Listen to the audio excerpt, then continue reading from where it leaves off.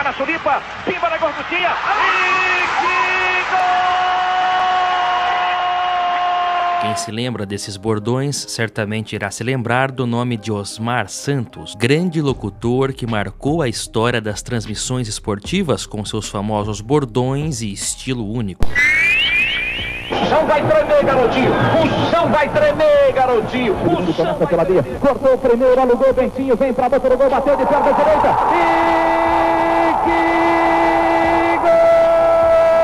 Hoje vamos relembrar a sua carreira no rádio e televisão e também o acidente trágico do ano de 1994 que marcou a sua vida. E mais ainda, vamos desvendar o atual paradeiro da Mercedes 1993 que ele usava naquele dia.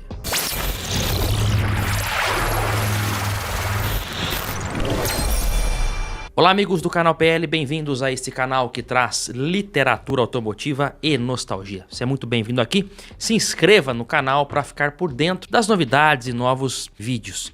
Filho de Romeu dos Santos e Clerice Chiavelli, Osmar Aparecido dos Santos nasceu em 28 de julho de 1949 em Oswaldo Cruz, no interior paulista. Iniciou seus trabalhos como locutor esportivo na Rádio Jovem Pan em 1972, onde ficou até 77, quando se transferiu para a Rádio Globo, onde permaneceu até 1988. Depois ficou na Rádio Record até 91 e voltou para a Globo, onde permaneceu até 94. E foi mesmo na Rádio Globo onde Osmar teve a sua fase de maior sucesso. Faziam parte de sua equipe nessa época nomes como Fausto Silva, esse mesmo, Roberto Carmona e Henrique Guilherme como repórteres de campo, e os também narradores Oswaldo Maciel e o Oscar Ulisses e Odinei Edson, que eram irmãos de Osmar. Não podemos deixar de falar do programa Balancê, criado por ele em 1980 e que era transmitido pela Rádio Excelsior à época, pertencente ao Sistema Globo de rádio. A atração nasceu de uma necessidade de Osmar, que era o principal nome do departamento esportivo do Sistema Globo, de entrar em outras áreas além do futebol, como as artes e a política. Que o Delfim pode ficar tranquilo, que a dívida é tanta que o pessoal não vai deixar o Brasil quebrar, senão não recebe esse dinheirão todo. Então podemos ficar um pouco mais sossegados. Vamos fazer o seguinte, em nome de Starup Jeans para quem pode, de Sinar, meu forte é Sinar, de Poupança Continental, a sua poupança e de sane o impacto do som. Fausto Silva, como é que é? Diz que o Sócrates renovou, garoto? Sócrates renovou o contrato e joga domingo contra o América no Pacaembu. O programa ficou famoso por sua mistura inovadora de esportes, humor, música e jornalismo, lançando nomes como o próprio Faustão, o Fausto Silva, e abrindo espaço para artistas como Djavan e Gal Costa, sendo um marco no rádio brasileiro por seu formato bagunçado e alta audiência. Desde o início a ideia era de que Osmar apresentasse o programa, mas quando tivesse algum compromisso, que era frequente, um co-apresentador, uma espécie de apresentador reserva, entraria em seu lugar.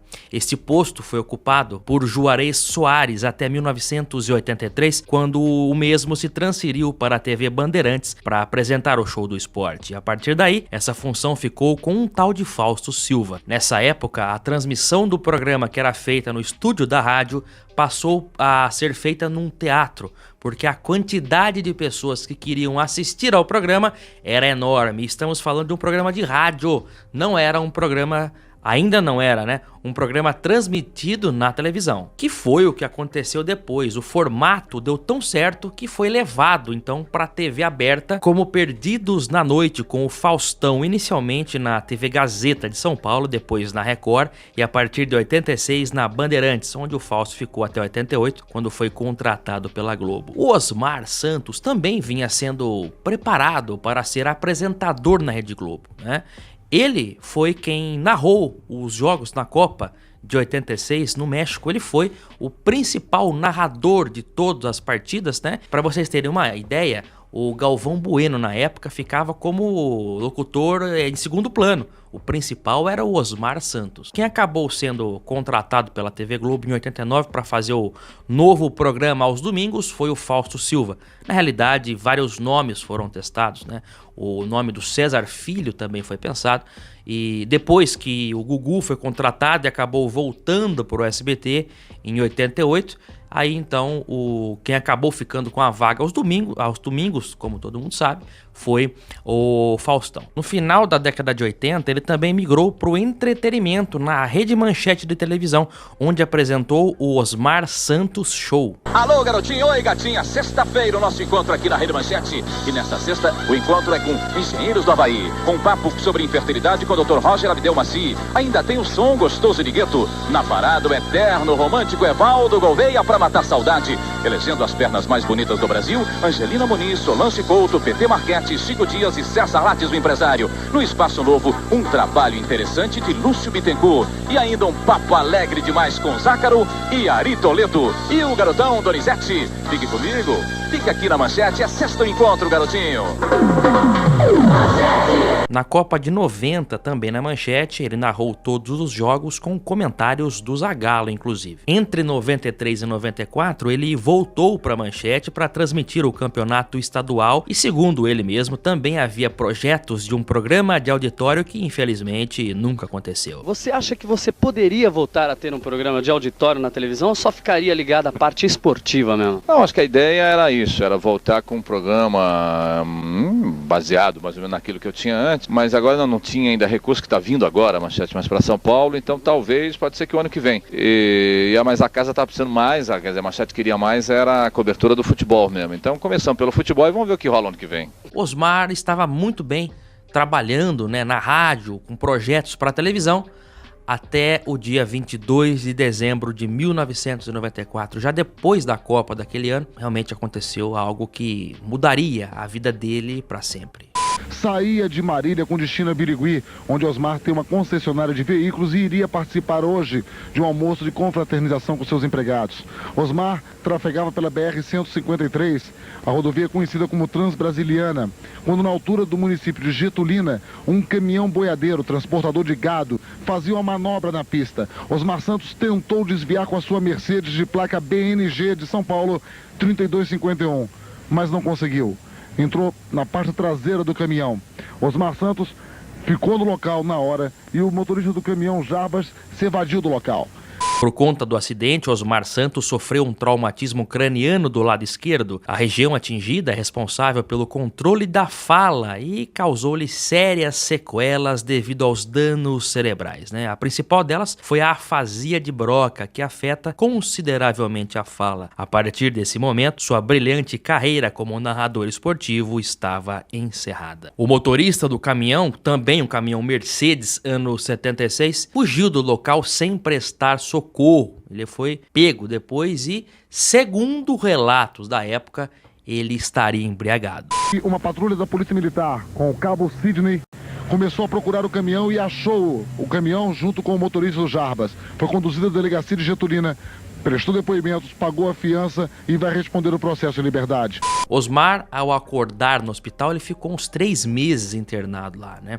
Ele, ao acordar, estava com a parte direita do corpo totalmente paralisado. Em consequência do acidente, foi muito grave, muito sério.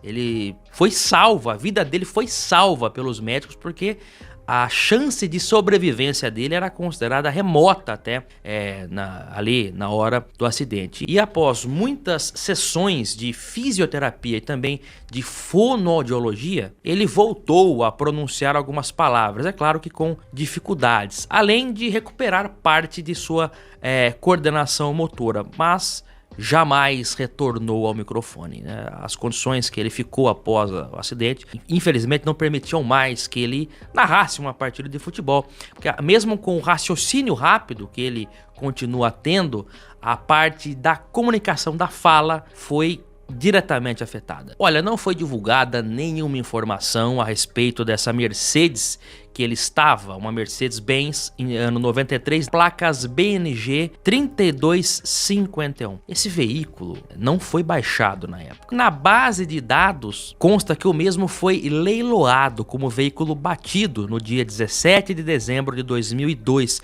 8 anos após o acidente. Fora isso, não existe nenhuma restrição grave em cima desse veículo, apenas débitos referentes a licenciamento no valor total de R$ 1.262. Pois é, meus amigos, a chance desse carro ter rodado ainda depois do acidente é muito grande. E o Osmar, apesar das limitações, fez progressos e redirecionou sua vida. Dedicou-se à pintura e ao mundo das artes, tendo frequentado ateliês e recebido homenagens ao longo dos anos. Uma delas foi o Troféu Osmar Santos, concedido a cada ano à equipe que termina o primeiro turno do Brasileirão em primeiro lugar. Em 2015, Osmar foi eleito o maior narrador esportivo da história do rádio brasileiro no livro Os Mestres do Espetáculo. Hoje, aos 76 anos de idade, Osmar faz falta ao mundo da narração esportiva. Se não fosse esse acidente, provavelmente ele estaria ativo até hoje nesse segmento do mundo do esporte. E infelizmente não foi possível, porque, como eu disse, o acidente deixou sequelas justamente na parte que ele mais usava, que era a comunicação. Que ironia do destino, meus amigos, que ironia. Eu já falei aqui no canal PL sobre o acidente do João do Pulo, que a bordo do seu Passat, um acidente muito grave ali na região de Campinas, ele perdeu a perna, justamente o que ele mais usava, João do Pulo, ele perdeu a perna, justamente o que ele mais usava para trabalhar, para competir, né? Um grande artista, ele entrou em depressão depois, e teve uma morte triste anos depois. E no caso do Osmar, o acidente deixou ele com problemas na fala, que também era justamente o que ele usava para trabalhar, né? Muito triste mesmo, meus amigos. Mas o Osmar está vivo, tá aí até hoje, aos 76 anos, e merece o nosso respeito. É uma lenda do rádio e também da televisão. Marcou época e fez história. Parabéns a ele. Parabéns ao Osmar Santos, o fera do rádio, que criou bordões como pimba na gorduchinha. Gorduchinha era a bola, né? A bola era a gorduchinha. É isso aí. Meus amigos, espero que todos tenham gostado desse vídeo e eu aguardo vocês no próximo aqui no canal PL. Um forte abraço a todos e até logo. Tchau, pessoal!